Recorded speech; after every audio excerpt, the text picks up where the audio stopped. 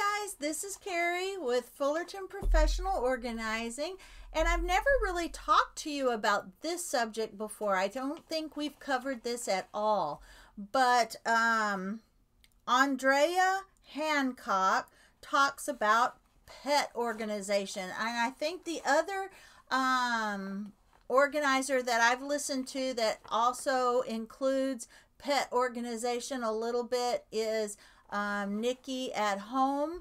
On some of her videos, she talks about her dogs and how she incorporates her dogs into her organized home.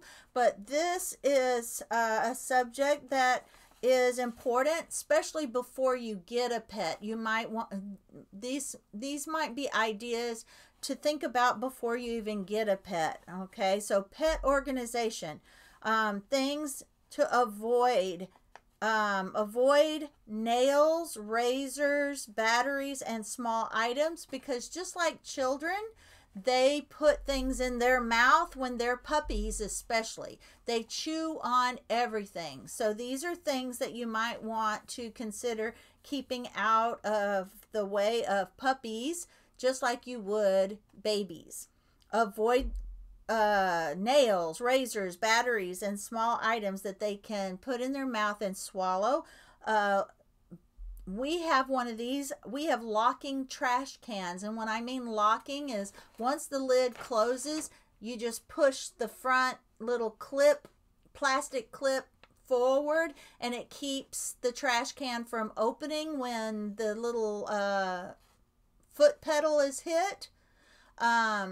And that way the dog doesn't learn how to open the trash, and if the dog were to knock the trash over, the lid of the trash can wouldn't come open. It protects you from having to pick up trash.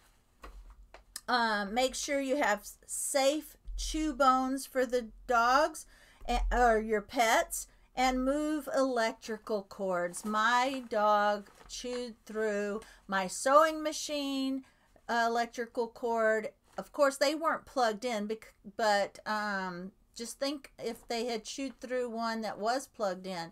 But the vacuum cleaner cord and my sewing machine cord, my dog chewed through both of those, so I had to bring them to a repair person to replace those cords. And luckily we had one in town that was able to order those and fix those for us.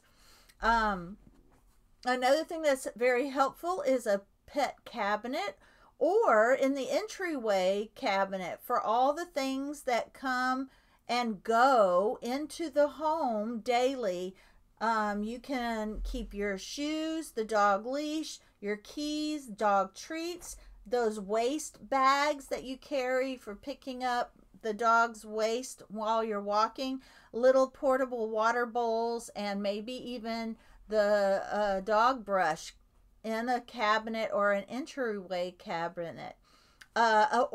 Instead of that, maybe a pet bench for bins to hold toys and etc. for the dogs, or just a drawer for bandanas and clothes and the pee pads for the dogs, baskets for pet cleanup items, shelves with bins and baskets to hide all the dog gear or pet gear. I keep saying dog because I have a dog, but pet gear. Pet crates or cat towers that look like part of your furniture or matches part of your furniture, so it just kind of blends in.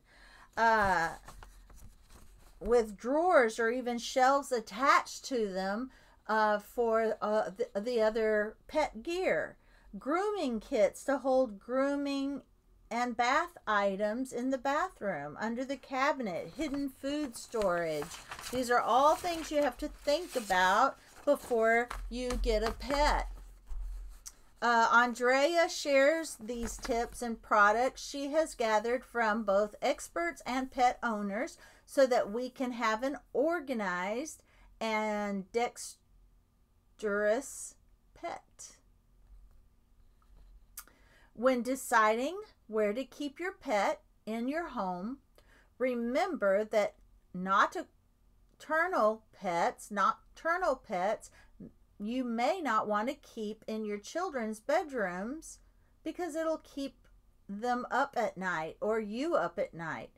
Remember that nocturnal pets may keep you awake at night if they are in your bedroom. Pets are a huge responsibility. They come with a lot of supplies, routines, and many of those are those that weren't expecting. It takes planning, routines, and organization to keep your pets safe, happy, and thriving. Now, pets can get into very small spaces, so be sure to check under and behind furniture, between couch cushions for items that would harm them or that they can choke on. Some positives to owning pets are they provide companionship and cheer you up on bad days. And we all have those occasional bad days. Some challenges to owning pets are finding care for them when you travel, shedding fur, and they may be scared of certain situations such as storms or fireworks. Birds need a pellet diet that contains vitamins A, D, and such, or else they will start plucking out their own feathers. Your cat's scratching post should not match your furniture to avoid confusing your cat on what he can and can't scratch on. If your cat is using the bathroom somewhere besides the litter box, that is a sign that something is wrong. If your cat is using the bathroom somewhere besides the litter box, because cats always use the litter box. If you are a new dog owner, it is important to puppy-proof your home. Make sure all toys, even yours, are picked up so they can't get into anything dangerous. Check outside for dangers to your pets as well. Things such as mulch, rocks, bottle caps, the trash, etc. can be potential hazardous.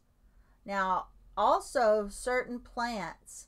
My parents have had pets that were not dogs, pets that have eaten some of their house plants, and that was poisonous to that pet, and the pet passed away because they didn't know that these plants were poisonous to the pets, and they didn't know that their pets would actually try to eat them. So give your pocket pets plenty of toys so they can get exercise. Instead of having a water bowl or dish for your bird or pocket pet, you want to have a bottle that hangs off the edge so that it will not get contaminated. Pocket pets become prey if you have a dog or a cat around. Make sure to keep an eye on them. Now, do not share food with your pets. Their systems can't handle our food, and eating it may lead to pancreatitis, vomiting, diarrhea, or other potential deadly outcomes. All right, so that was a short little segment on pets and how to keep them safe. And also, like I said, watch your house plants can be poisonous to some animals as well.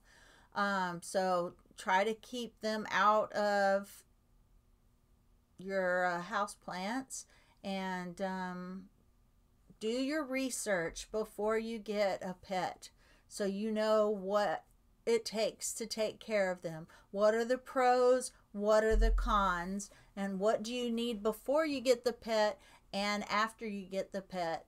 And what works for some pets may not work for other pets.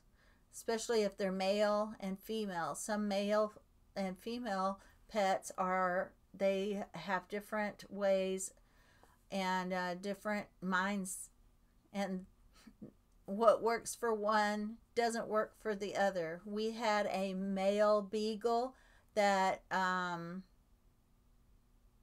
didn't bark a lot, and we have a female that is very dominant and lets us know when she does not want something, and when she does, she's very, very vocal about what she wants and what she doesn't want, and she can bark a lot to get her way.